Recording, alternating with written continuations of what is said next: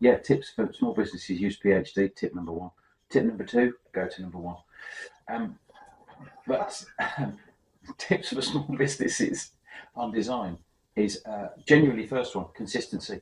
Um, if you've got a design, if you've got a colour, if you've got a logo, even if your cousin's uncle's dog has done it and it's absolutely crap, just use that one and be consistent, because at least you've got a brand. Then it might not be a good one, it might not give the right impression, but it's consistency. And number one thing in branding is consistency, because that gives you your personality.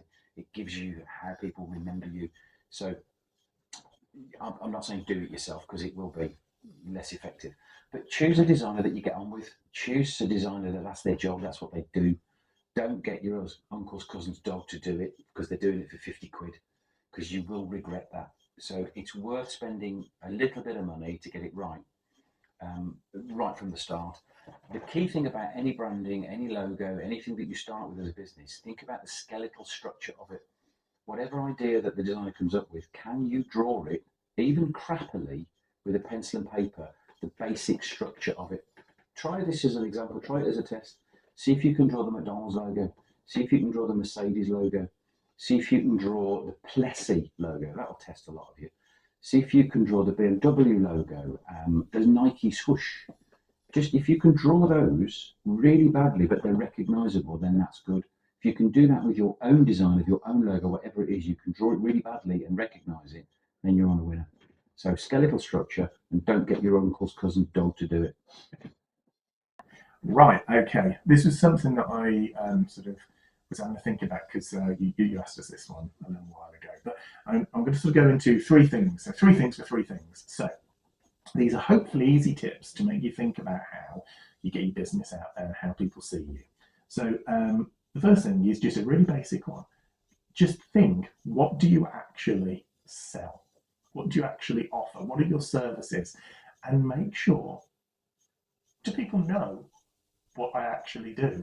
Because you'd be amazed how many people metaphorically make pencils, and people buy their pencils. They buy them so much, they absolutely love their pencils, and then they go elsewhere to buy the rulers and the pencil erasers because you haven't pointed them out. Cross-selling and getting more business out of your existing clients is a fantastic way to do more business. So if you do something, make sure on the bottom of your letterheads, your proposals, your quotes, your e-footers, your business cards, you make sure that your clients understand very clearly a few of your key services.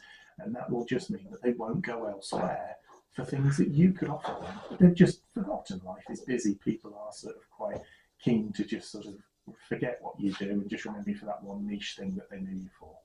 So work out what you do. That's sort of tip one. Tip number two is to sort of work out where you actually have got yourself. So where do you put yourself out there in the world? And again, it's a really, really good thing to try and make sure that you have yourself out there in the physical world with, you in a suit and all the rest of it. But more specifically, I mean, in terms of sort of paper and exhibitions and business cards and things like that and brochures. But also make sure you're there in a personal way. So in terms of, it's like cross-selling, but it's like going to networking dues, going to actually pop into your clients, go show your face around the place. And the last one is make sure you are digitally on there. So you're sending stuff out there on email, you've got stuff on the social medias, you've got stuff on the actual internet in terms of your website. And if you get that out there, you get a decent breadth of things, and then people will know who you are.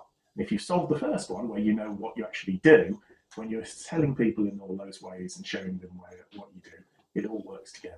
The last part of that tiny little puzzle is you've got to have those three things, but focus on the one where your clients live. So if your clients they live at the golf course, they live in hoi polloi sort of worlds where everything's all about the latest yacht that they've got, go to those places. If for some reason they are hidden behind computers, make sure you're focusing on more of the digital world. And the last of these sort of things is it makes it sound like if you're telling people and you know what services you do, they should know how that helps them. But the last one is to make sure that you point out at least three ways that you actually help them. So don't, as somebody told me ages ago, don't we all over it. It's not about we do this, we do that, we do the other. It's how we would help you.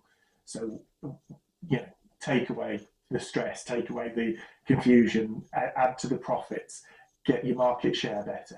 What problems, headaches, pinch points can your products, your services solve for them? Because when you put them into that context, it's more relatable, it's far more sort of understandable, the benefits that you get, and then you just kind of go, yes, I want to buy that. So if you work out very simple ways, loads more, very simple ways, if you can tell people what you do, make sure you get in front of them in the way that they interact with the world, and really point out not just what you do, but the problems that you solve. You've really got the startings of something really nice to make sure that you're talking to people in a way that hopefully they understand and relate to and react to. There you go. Got quick tips for you.